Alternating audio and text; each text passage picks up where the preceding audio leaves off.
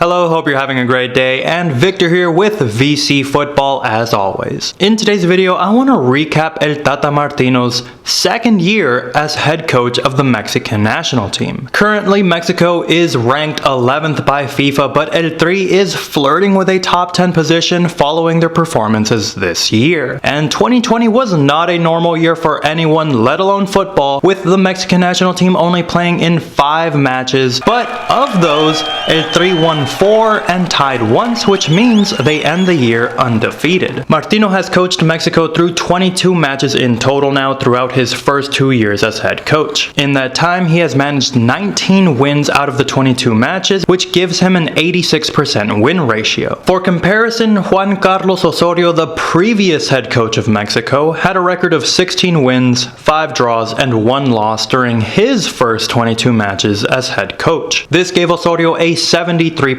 win ratio with 16 wins out of his first 22 matches. Double-digit improvement so far from El Tata Martino, and he maintains a near-perfect record with only a single loss. As we will discuss later, this is even more impressive considering the higher quality of teams Mexico has faced. Now, before we go any further, I want to have a small disclaimer here that I know Martino has coached only half of the games Osorio did.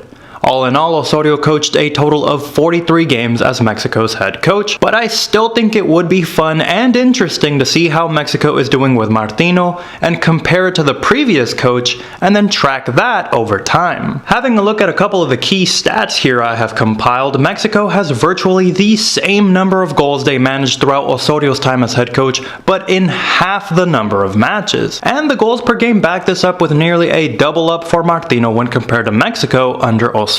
Where Mexico could still use some work is defensively though, as they still concede a goal per game on average. Possession of the ball is also key to how Mexico plays, and that has also stayed virtually the same, with 63% possession under Martino, only slightly better than Osorio's 61%. But now the big question is, how has Martino improved Mexico? Probably my favorite thing that Martino has changed about Mexico since taking over is that El Tri plays more top-tier opponents compared to just a few years ago. Just having a look at this table shows you what I mean. These are all of the opponents that Mexico has faced with El Tata Martino as head coach, along with their result and whether it was a friendly or what competition they were playing in. But what I want to focus on is the second column from the left, and mostly on the areas highlighted in green, because these are teams that are in the top 50 of the FIFA ranking for men's football teams. Of the 12 international friendlies Mexico has had so far, 75% of those have been against teams ranked in the top 50. Also worth noting is that the first match Mexico was to play in 2020 was originally against Costa Rica.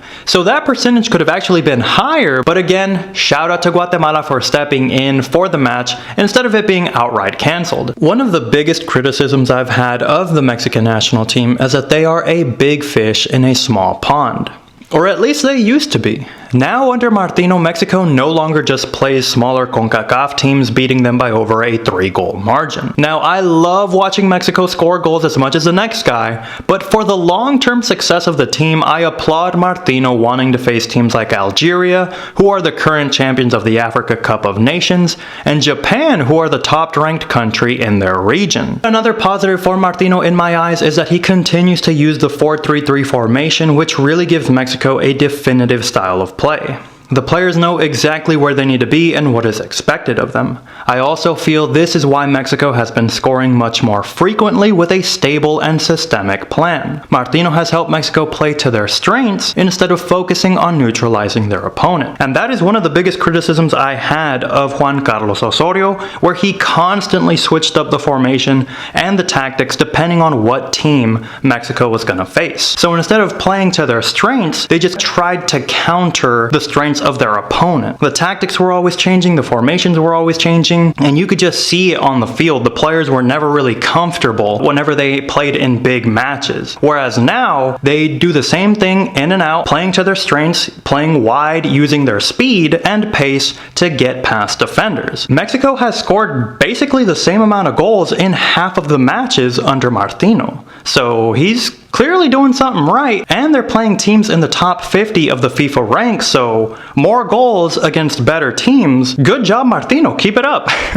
But how do you think Mexico will do in 2021? And what do you think of El Tata Martino in his 2 years as head coach so far? Let me know your thoughts in the comments below, and if you enjoyed the video, be sure to give me a like, as it not only supports the channel, but it also lets me know that you enjoy Mexico related content. On that note, if you have not subscribed yet, be sure to do so now and hit the bell icon so that you never miss out on another Mexico related video. I will continue following El Tri throughout 2021, so be sure to not miss out on any future videos. Don't forget to share this video with a friend who also loves El Tri, and as always, I will catch you on the next one.